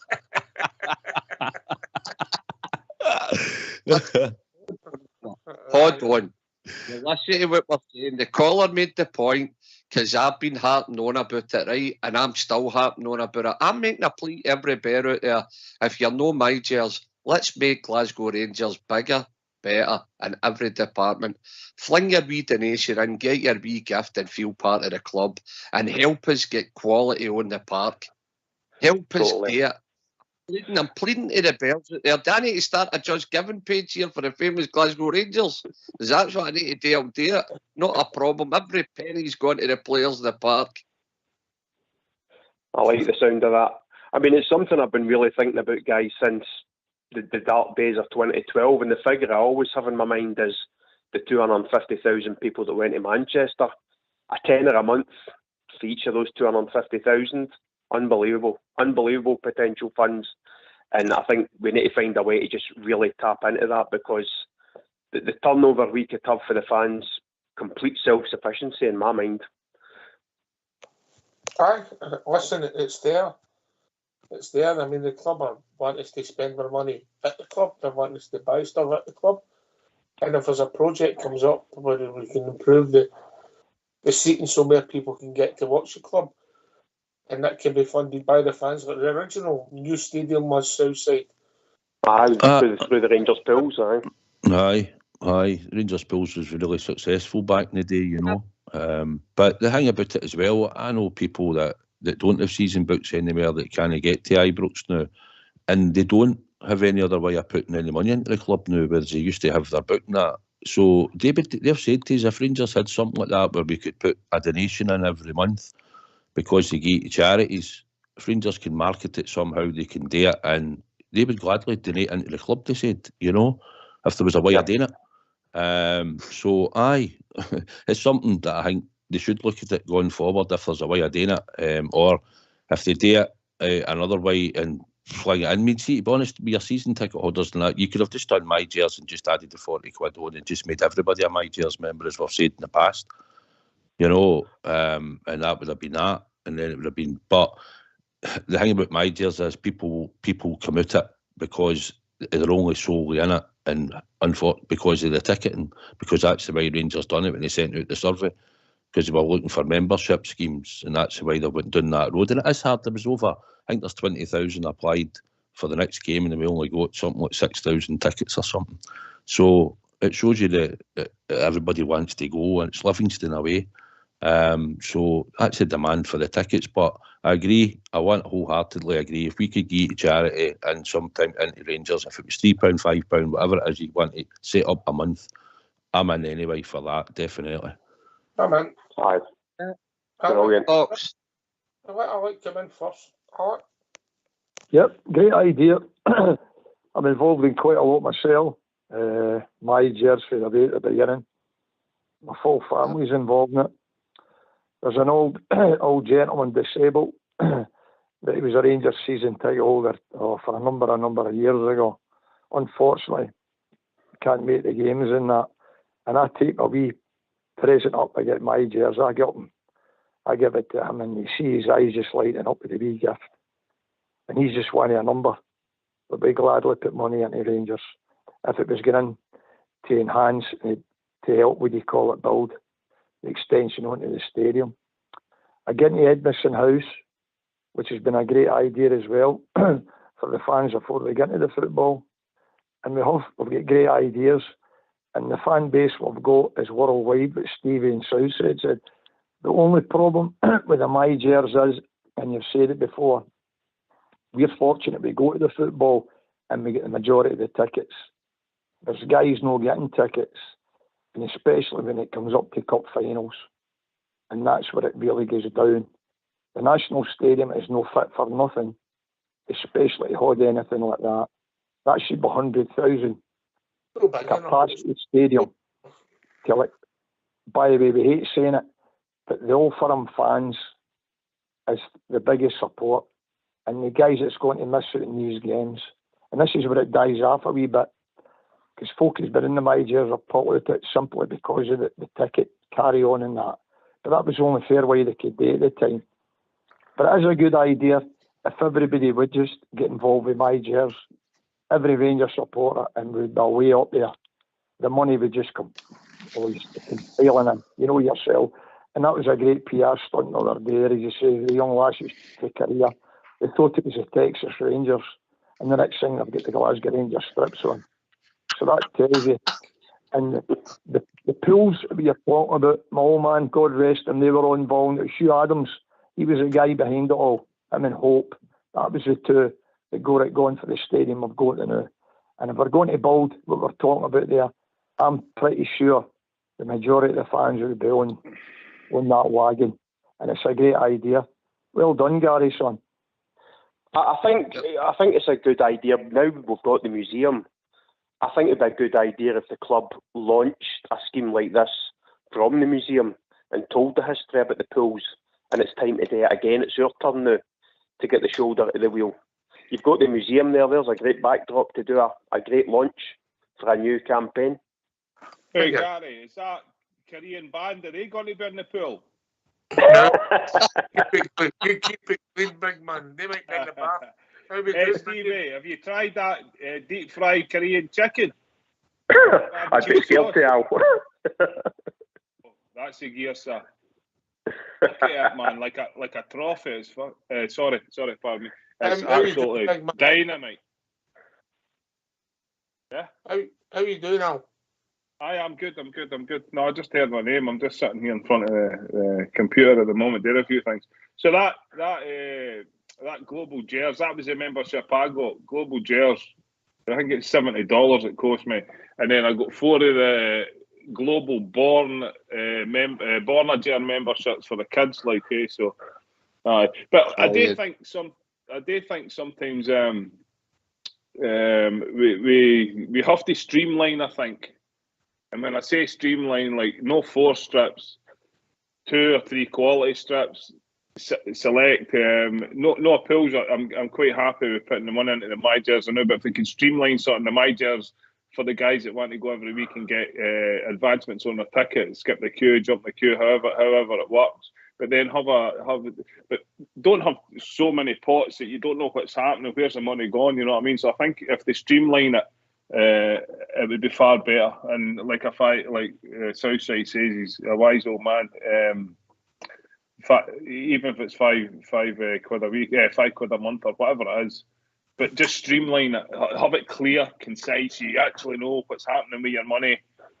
Blah blah blah. Big grey area, and it's just total investment within the club. Whether that goes to whatever. It goes to the transparency as well. Al. You need transparency, yeah. Transparency. I knew you would come in there and help me dig me out. Transparency. That's Southside, in you come. Good to hear you on, big man, and good to hear you purchase your stuff. But no, big in there, Gary came in with a lot of good points, and what we're talking about. Obviously, we're thinking that Clement now is starting to do well with the team and that, so he's going to need funding, and obviously they're looking at expanding the stadium, Big Al, at a future date, and we've spoke about it at the fans' engagement. But we'd said on here before, I've just said on here many a time, listen, everybody comes on this show and tells us how they love the Glasgow Rangers, the club they love and all that, and support. So all we're saying is, if the club can sort something out where you could put your £3, £5, £10 a month, whatever it is you can afford into it, and it goes into the club, but it helps build the stadium and gives us future revenue, or it goes into the first team squad, whatever it is, as long as we know what it's going in for, we should be able to generate loads of money for that, Big Al. Loads. As Stuart said, 250,000 in Manchester. You know, you need to take a wee bit of straw poll, I think, as well, like, because it has to be something that's manageable for that the whole demographic, because not everybody's fortunate enough to be able to contribute. Say I don't know, just say they started off at like a 50 quid one, but there's not many people who are going to pick up on that. But like a 5 quid one, even just for a month, it gives somebody that bit of ownership. It gives them that wee piece of Rangers that they've got themselves. You know what I mean? So I think it has to be structured in a way. Even folk weigh money, they don't need to be lavish with it. They can just put, say the maximum's 15 quid a month, and then it's 10 quid, and then it's 5 quid. And even if there's a £2 one for an old granny or a £1 one for a Wayne or something, you know what I mean? Just something that's acceptable, and it doesn't come across as you're ripping the fans off again. Big Al. I don't know if they have been ripping us off, but sorry. See, if that was the case and you've done it for a year and use your model of £5 a month, and that would £60 a year. Would that not be apt then that you could give that person one share, whatever the penny share is? Aye. Make it as attractive to the customer as you can. Now, I think, looking, reading between the lines, the guy that's there, we better watch. He doesn't get poached, maybe, because he seems to be doing quite a good job. So it's making it as attractive to the customer as possible, that the customer will keep coming back. None of this one-off 50 quid, because I think like that is a great take-up. Whereas if you've got 200,000 people or 100,000 people giving you £2 a month for the next 25 years, you know what I'm saying? I think that's benefits the club far greater. Like, right, Gary, any company? I do, yeah. Can I ask Gary a question, Gary? Yes, mate. Do you have pampas grass in your front garden? Listen, I'm in a 4-story. I'm in a 4-story tenement, mate. I've got lucky if I've got gravel. Put it in a wee window box. Aye, that'll look great in Paisley, mate. That's just what we're needing out here, brother. That'll do it. I heard it's rife in Paisley, the grass. you listen, you need it when you stay here, mate. Thanks, pal. I agree with what you said, Al. Cheers, Big Al. Carry on. Cheers, mate. Because I'm busy this morning. Right, take care. Thanks very much. Cheers, mate. All the best, big man. Aye, take care. On you go, Gary. On you go, then we'll go. I agree with what Al said there. As I said earlier, I do get the feeling the MyGers thing is maybe plateaued. So I think there maybe is something new. And I think the stadium development, because that is really something, that's something physical that we all know. It's when you think of Rangers, it's one of the first things you think of is Ibrox. And I think that's something that could really, if the launch is done right, that's something that could really inspire people. And I agree with Al, I think the 2, 3, 4, 5 quid a month is probably better than the one-off kind of like 50 quid a year. And if we can get the numbers, my goodness, you know, it's unbelievable what we could achieve. So I really like the idea of that. I think this is a good opportunity now to maybe get another scheme going, which has nothing to do with tickets or points or any of this kind of convoluted stuff. It's just, you love the club, here's your chance to put into it in your own small way. Right. I mean, if we could help fund the stadium expansion Southside hypothetically, that brings in masses of revenue, because if you did put in 20,000 extra seats without any hospitality, just extra seats, well, you might be talking about, what's that, £1 million again forever? Aye, obviously they'll do the maths and stuff. Listen, we pay a lot for a season book. I know we don't pay as much as you do down in England and that, but we pay a lot of money. Plus, when you're travelling to away games, and then you count in the cup games at home, the European packages, and I know the club need the money, but and then they're asking you to buy 4 strips a year. I think if we had a thing like we're talking about, where you were putting in £2 or £3 a month, say, and keeping it respectable, then they could probably cut back in a strip or two, a strip at least a season, because you will buy other things, and sometimes you just feel like they're just taking a lenny, they're just treating kindness for daftness, Gary, sometimes. But aye, that would make, listen, if we can get extra seats in Ibrox going forward, Doc, so it'll bring in revenue long term to the club, and that benefits us. But it's just been spoke about, and I think it'll be a wee bit away. But I think short to medium term, I think we'll add a few thousand seats going forward anyway, as we're talking about, without adding as many at the moment, is what they've said. Well, it'll be interesting to see how it's going to pan out. I mean, if it's a go, or I know it's an if, Alex, it's fantastic, isn't it? You know, and obviously if that was to happen, and then our stadium was so much bigger than anything else in Scotland, the clamour would be that the finals and everything should be our ground, of course. Absolutely. I'd go with that. It's an iconic stadium, but if we can build on it, what you're saying, it just takes us away to another level for everybody else. It's fantastic, the news, you know, about the ground. And it would be a great idea. But the most important thing is to get the product on the park. That's the right thing. To get everybody to buy. Once you get the team on the park winning, and we start getting trophies back in that trophy room where they should be, that's when people will really grasp into Rangers again. We're diehards. We're through it all. But there's guys there sitting on the fence and just waiting to fall off the fence, if you know what I mean. Because if we don't start winning trophies, Oaks here, and this mob start catching up, as we're no far away, you would probably see a different side of it. So it's really down to the football team now to get a winning team in the park and get the support 100 times behind them. Not just us, guys worldwide, because that's what they look at. I've got a brother in Australia, and one lives abroad as well, and they're like that.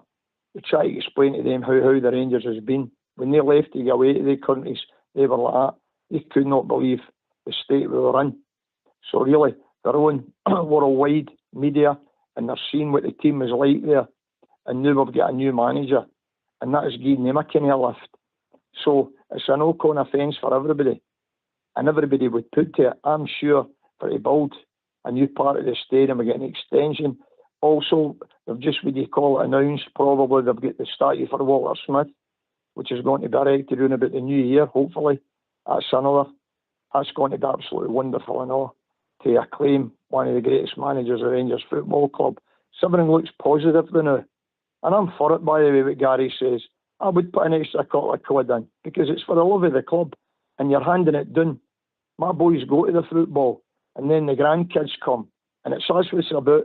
And that's why I always fight the corner. It's been different for the last couple of weeks and different things about fighting for the Union Bears, because these kids are the generation of Rangers Football Club. Whether they like it or no, that's the new blood, and we've got to look after these kids as well. And these kids will be the first ones and all to empty their pockets to put in. But that's just how I see it. We'll just love Rangers Football Club, everybody. Cheers. One night we'll get the story how your two brothers ran away and left you, but we'll come to that on our night, right? I was away and on, I came back. Oh, sure, listen, I'm going to shoot now. Brilliant show, by the way. Absolutely fantastic. Great points with yourself. Stevie, Southside, absolutely wonderful. And Gary, what a new lease of life, kid. Great hearing for you. Look after yourselves. Thanks very much. Thanks, pal.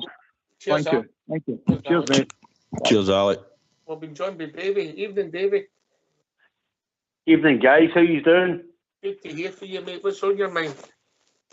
No, just sort of want to comment on Gary as well. I thought he'd been a breath of fresh air and fantastic points he's made. But in saying that, I want to actually talk about the old debenture scheme that we had years ago, if anybody remembers it. Oh, I do, mate. I do, yes. Very well, yeah. Carry on. No, it's just sort of a lot of coin going in and nothing else coming into the right place. That was all. Aye, obviously with what happened in 2012, people lost their money. Like people with debentures, people with shares. It was a sad story. Southside. Aye, a lot of fans, myself included at times, took a hit back then. I know what you're saying, but I think what we're trying to get to now is we seem to be in a stable footing now. We've got the people in that's trying to improve the club. We're trying to expand the club as well. If they used, as we talked about, I don't know if you heard it earlier, about a donation scheme that was only like £3 a month. Like, we all give to charities is what we're trying to say. You know, so you might have cut back in recent times because of things that was happened with the recession, but we all give to charities that we love. So we all proclaim we love the Glasgow Rangers, and us we're saying as if the Rangers could then put a scheme together and where it helped go towards funding the club as well as getting the extra expansion onto it. The first team, the lot, then hopefully it could take off with the amount of supporters we've got worldwide.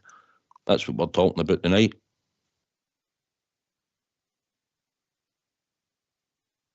Yep. We've seen the power of the blue dollar.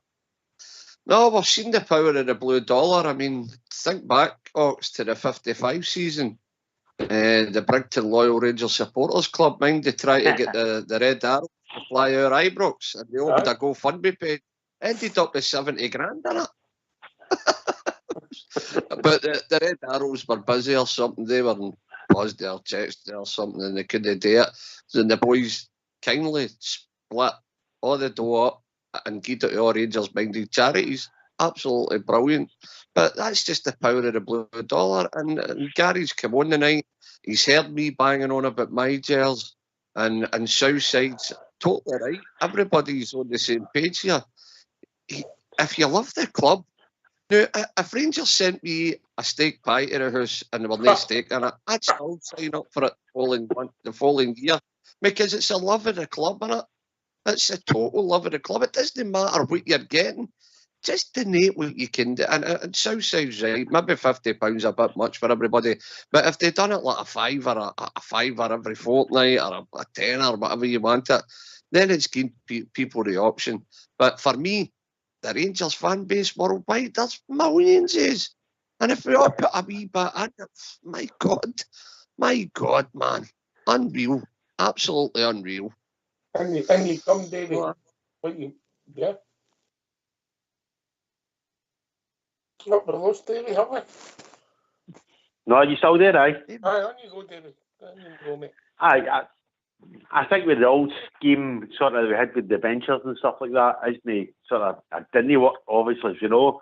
If we know that sort of putting a donation into the club has gone to the playing staff, the management staff, the stadium and upgrades, I think everybody would like it to do it. I agree with you that wholeheartedly, but I think so many people get burnt over the years that we need to actually show them this is the right way forward. I'd love to give all the people the dementias the choice of having their money back. I do believe the vast majority wouldn't take it, mate. Yeah, because they put that into the club at the time. That's my own personal view, but I would love for them to offer their money back. I would. That's just a personal thing. Ox. No, I agree. See the good. Sorry. So I'm just saying, I agree with you that one, but definitely. But I think with your David Murray sort of changing sort of food outlets and all the rest of it and trying to make as much money as possible with it, that's a way back in the day, but that was the difference. They kind of sold the family silver a bit, didn't they? Could I just make a wee point in that? I mean, I know, 2012, I mean, we could talk forever and a day about what went on there. I mean, and I know Jaffa always talks about the dark arts. Let's be honest, and I think Alec was on earlier talking about them getting close to us trophy-wise.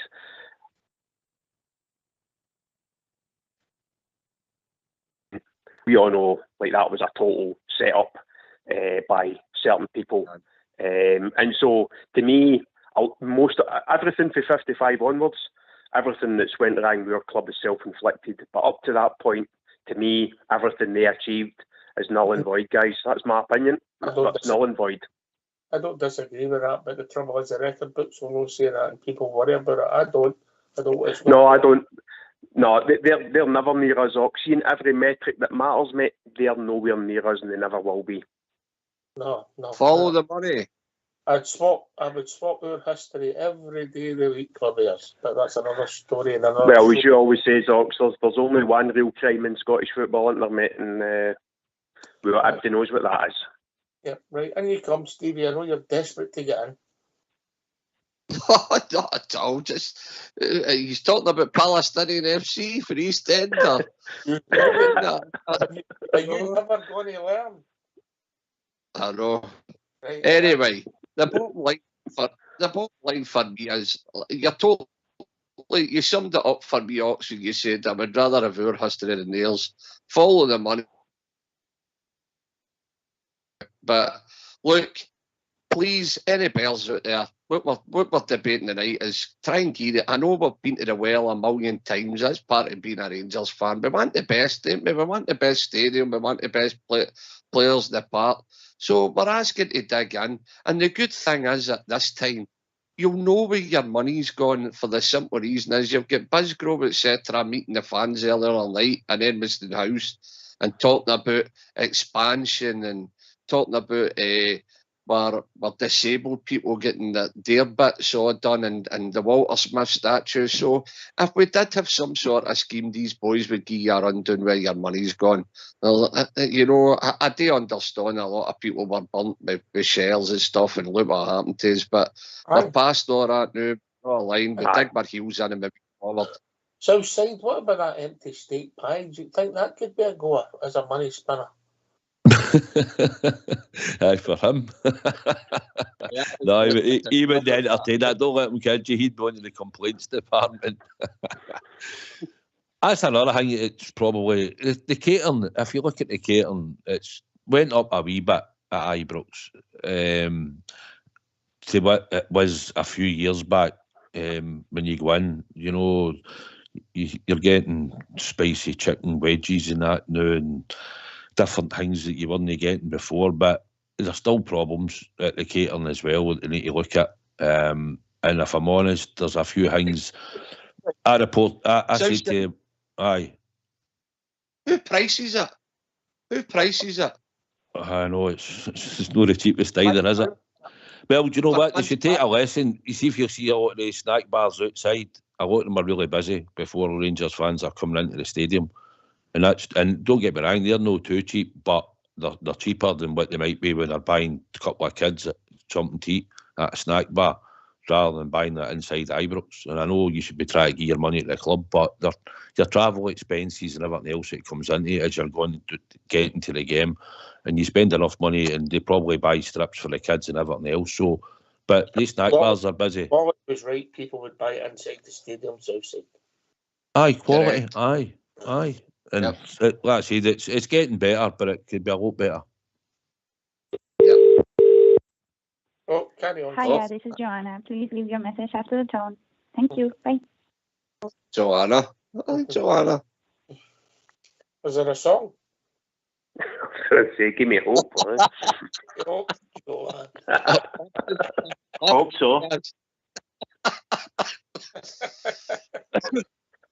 You've sparked some debate on here tonight, Gary, for a first-time caller, mate. What a call, Southside and Stevie. Aye, it was good that you had the thought about the third revolution. It's good for you to come on as a first-time caller and bring it up again anyway. And the way you put it across well. And we've said it. Everybody comes on here and tells you how much we love the Glasgow Rangers, you know. And for a wee scheme like that they could start, aye, it's something I think it could really take off. But as long as they do it right and they could do it, I'd hope that they could do it and then maybe cut back in a strip and stuff like that, you know, because it's pricey. And I mean, 4 strips a season, come on, you know. And even the packages that they're giving us in the Champions League last year and even in the Europa League packages, I know we've got to put money in, but when you look at some of the other packages for clubs around about Europe and that, we are pricey, you know, we're the dearest out there.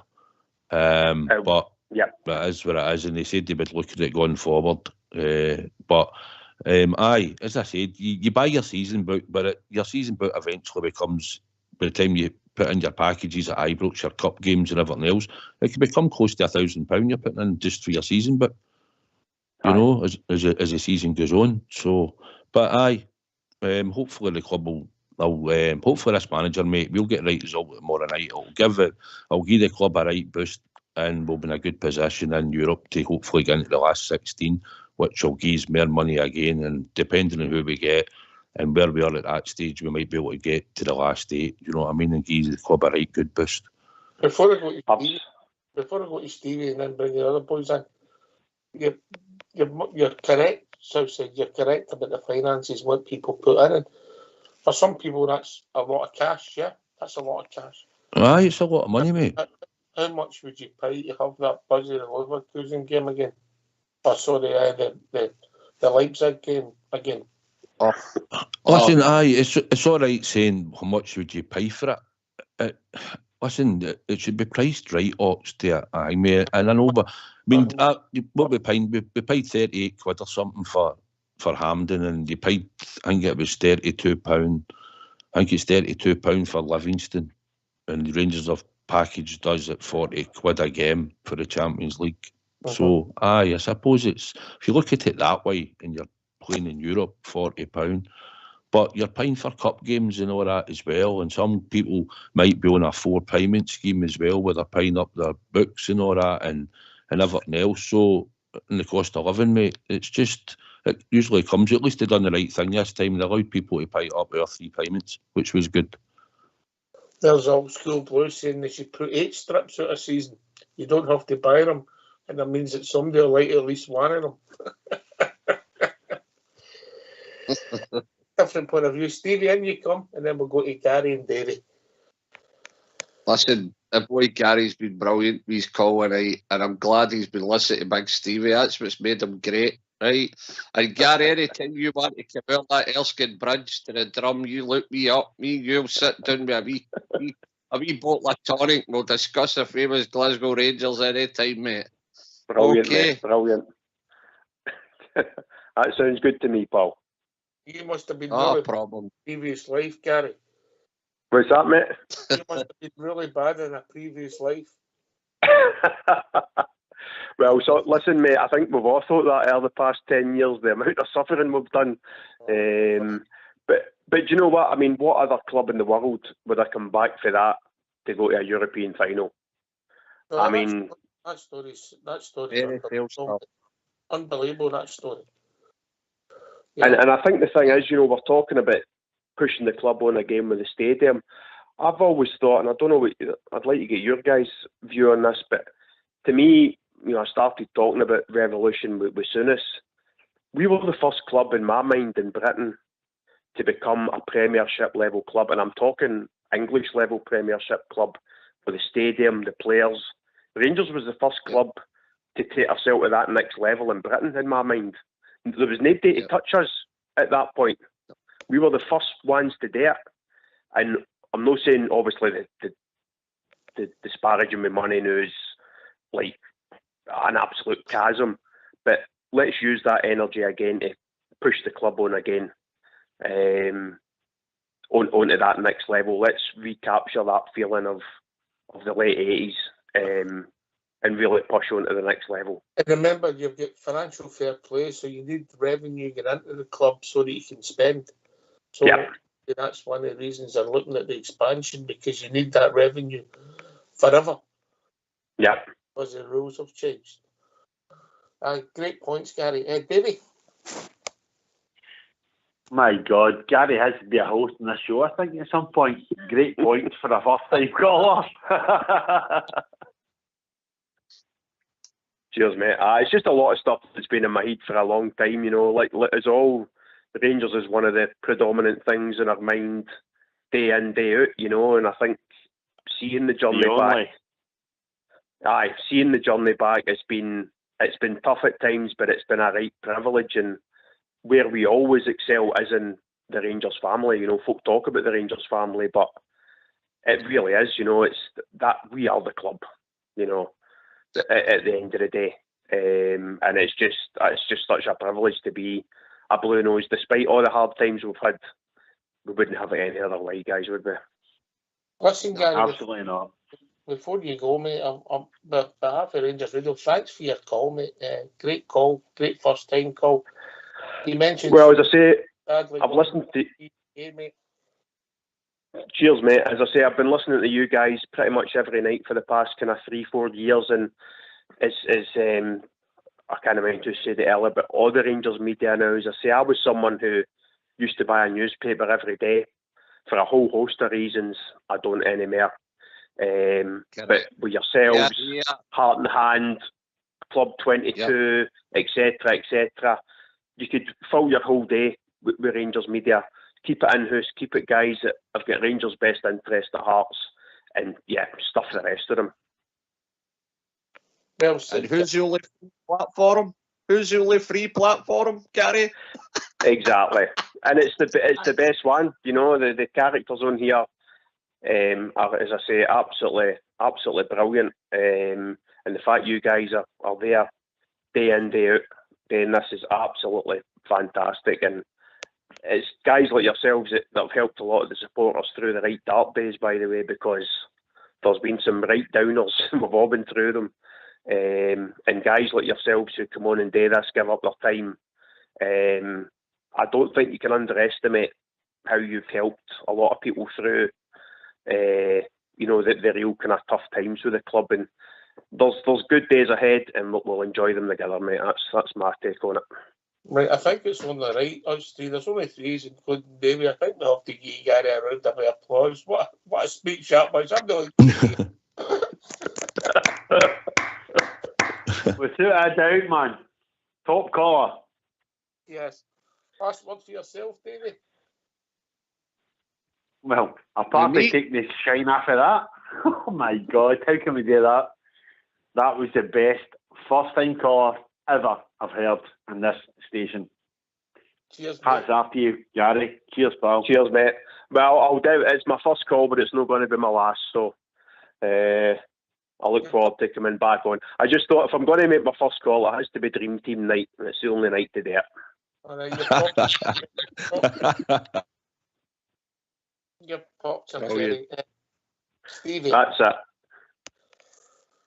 Oh, I'm. By the way, I'm over the moon. I've got to take a bit of credit for Gary getting best first-time caller ever, because I have been harping on myself about the Mygels and the Rangers family out there digging deep, and brilliant, absolutely brilliant. All the callers tonight, to be fair, have been good, but Gary, I tip my hat to you, sir. I can't believe there's an educated man in Paisley, but there you go.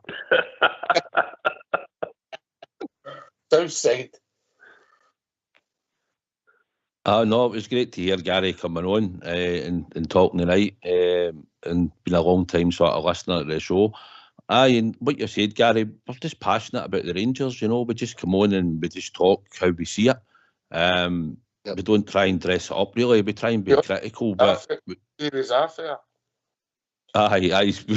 we see a lot more often what we can say on, to be honest. But and we enjoy doing the show, and like you said, that I didn't realise either how many people out there that listened in, and it made a difference to them just hearing the show, because they look forward to it. And probably during the COVID times, when we're on probably 6 times in the week and doing shows, and we got a lot of stuff in for people sending stuff in saying they were grateful that it was on and they could listen to it and they enjoyed the show. So that's something that I didn't realise that it went out there and people touched that many people at that time.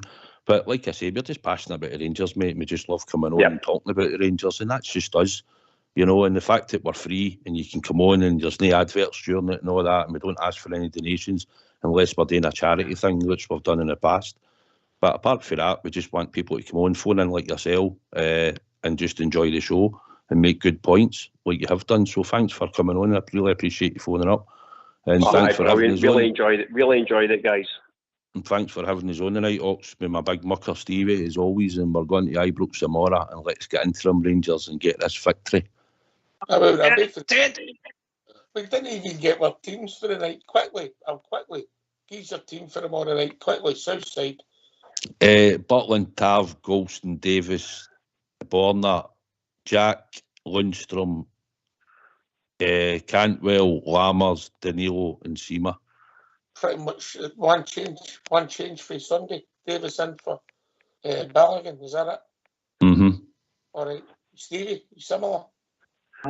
I'm the same, exact same. Niven, Richard Shearer, Caldown, Greg McKinnon and Baxter, McMullen, Brandon Wilson. I'm the exact same as Southside. Give or take one body. And every day in your walk of life, you bump into somebody connected with Rangers Radio, Stevie. Unbelievable, mate. Unbelievable. And by the way, I've got to say, Southside summed it up. It's all about us boys sitting here talking about the love of the Glasgow Rangers. There's no a better team out there to talk about it. It's unbelievable what we represent and what our history is and everything. And Gary coming on tonight was brilliant. It was a great breath of fresh air. Brilliant. Proud to be part of it when you hear boys like that coming on and guys like Alec and that. But listen, he mentioned something earlier on about the bad days. By the way, me and Southside are pining to go to the bad days, and sometimes we look to the heavens.